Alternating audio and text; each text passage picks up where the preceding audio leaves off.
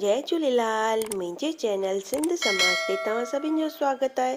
पंहिंजी मिठड़ी ॿोली सिंधीअ में मां तव्हां सां गॾु शेयर कंदी आहियां कुझु सिंधी कथाऊं, सिंधी भॼन, कुझु सिंधी रेसिपियूं ऐं दादीअ जा घरेलू नुस्ख़ा। अॼु मां तव्हांजे लाइ वेसाख जी कथा जो अध्याय 6 खणी आई आहियां। अगरि तव्हां मुंहिंजे चैनल ते पहिरियों बार पिया अचो त चैनल खे सब्सक्राइब कयो, जंहिंसां कि तव्हांखे मुंहिंजे हर नए सिंधी वीडियो जो नोटिफिकेशन सभिनि खां पहिरीं मिलेव। त हलो पाण शुरू था कयूं। वेसाख मास जी कथा अध्याय 6। नारद चवण लॻा त हाणे हिकु ब्राह्मण ऐं चीचीअ जो इतिहास मां तव्हांखे ॿुधाए थो। प्राचीन काल में हेमांग नाले हिकु राजा ईक्ष्वाकु वंश हो। उन वंश जा राजा न अन्नदान कयो ऐं इन कारण उन चातक ऐं छिपकलीअ जो जनमु वरितो। उहो निर्धन ऐं निर्बल ब्राह्मणनि जी ॾाढी सेवा कंदो हो, लेकिन विद्वान ऐं तेजस्विन वेद पाठी जेके ब्राह्मण थींदा आहिनि उन्हनि जी सेवा कोन कंदो हो। जेकी वस्तु उनखे मिलंदी हुई, जेकी बिल्कुलु सवली तरह सां मिलंदी, उन जो दान कोन कंदो। उन जो चवणु इहो हूंदो हो त जेकी बि दुर्लभ वस्तु आहिनि उन्हनि जो दान करणु उत्तम थींदो आहे। उहो ब्राह्मणनि जो ॾाढो भक्त हूंदो हो, कंहिंजी बि निंदा कोन कंदो हो, शत्रुनि ते विजय पाइण वारो ऐं जितेंद्रिय हूंदो हो। उन एतिरा यज्ञ कया कि कुशाउनि सां पृथ्वी ऐं कुशा ई कुशा ॾिसंदियूं हुयूं। उन गौ भूमि ऐं सोने जो दान ॾिनो, अनेक ब्राह्मणनि खे प्रसन्न कई। कहिड़ो बि अहिड़ो दान कोन हो जो उन कोन कयो। ख़ाली उन वेसाख मास में जलदान कोन कयो। इहो चवणो अलभ्य वस्तु दान करण जो छा फल हूंदो आहे। जल त सहज ई लभ्य आहे ऐं इन करे हू राजा लूले लंगड़े अंधे ऐं जीविकाहीन ब्राह्मणनि जी सेवा कंदो हो, किंतु वेद पाठी तत्वज्ञानी ऐं ब्रह्मवादियुनि जी पूॼा कोन कंदो।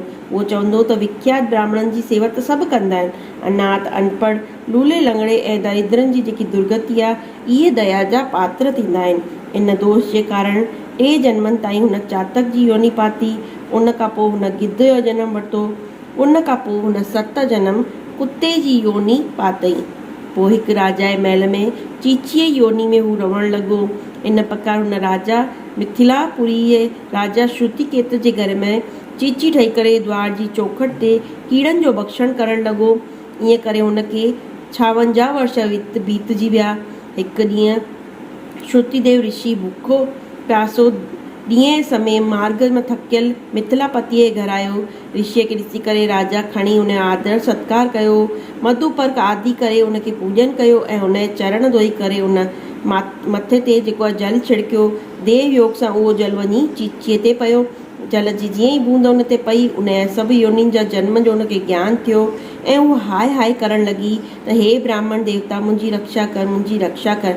चीचीअ इहे वचन ॿुधी ब्राह्मण खे ॾाढो आश्चर्य थियो ऐं हू चवणु लॻो त तूं केरु आहीं ऐं छो पई एतिरो विलाप करीं? तूं सॼो वृतांत ॿुधाए त मां तुंहिंजो उद्धार करियां।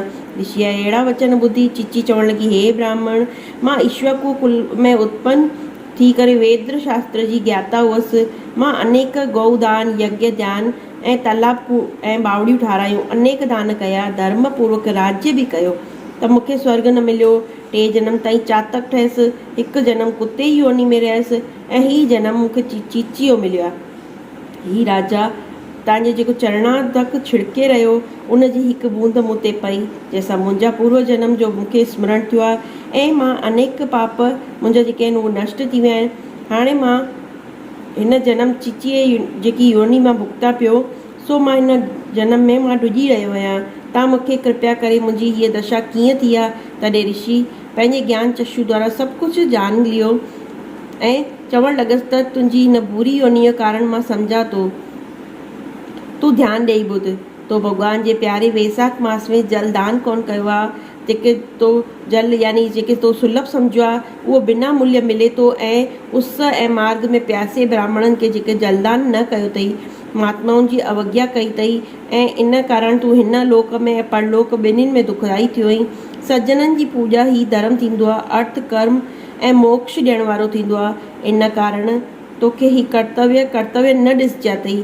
जीअं मंद आदमी जेके भाई थींदा आहिनि, उन्हनि जी संगति सां कुझु फल कोन मिलंदो आहे, उहो ई तीर्थ ऐं मूर्तियुनि जे तत्काल कुझु फल कोन मिलंदो आहे, पर महात्माउनि जे दर्शन सां ई जेको आहे ॾाढो वधीक फल मिलंदो आहे। साधु सेवा करण सां कोई बि जेको सज्जन आहे उहो दुखी कोन थींदो आहे न त तो जलदान कयो आहे, न तो साधुनि जी सेवा कई आहे। इन कारण तुंहिंजी इहा दुर्गति थी आहे। हाणे वेसाख मास जो जेको ई पुण्य तोखे मिलियो आहे उहो मां तोखे ॾियां थो। उन फल सां तुंहिंजी शांती थींदी। इन सां तुंहिंजो भूत भविष्य वर्तमान टई कयल कर्म जेके आहिनि उन्हनि जा संस्कार दूर थी वेंदा। इहो चई करे ऋषि जल स्पर्श करे हिकु ॾींहं जे वेसाख सनान जो फल हुनखे ॾिनो। जल जो छीटो लॻंदे ई सभु पापनि खां मुक्त थी करे दिव्य रूप चीचीअ जो चोलो छॾे छॾियईं ऐं आज्ञा उन ऋषिअ खां आज्ञा वठी करे स्वर्ग ॾांहुं रवाना थी। ऐं 10,000 वर्षनि जा सुंदर भोग भोगण खां पोइ ईक्ष्वाकु वंश में महाप्रभावशाली काकुत्स्य नाम सां वापसि ॼायो ऐं 7 द्वीप ताईं पृथ्वी जो राज करणु लॻो।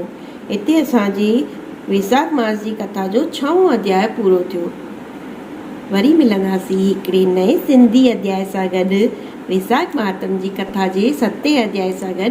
तेसि ताईं सभिनि खे जय झूलेलाल ऐं जय श्री कृष्ण।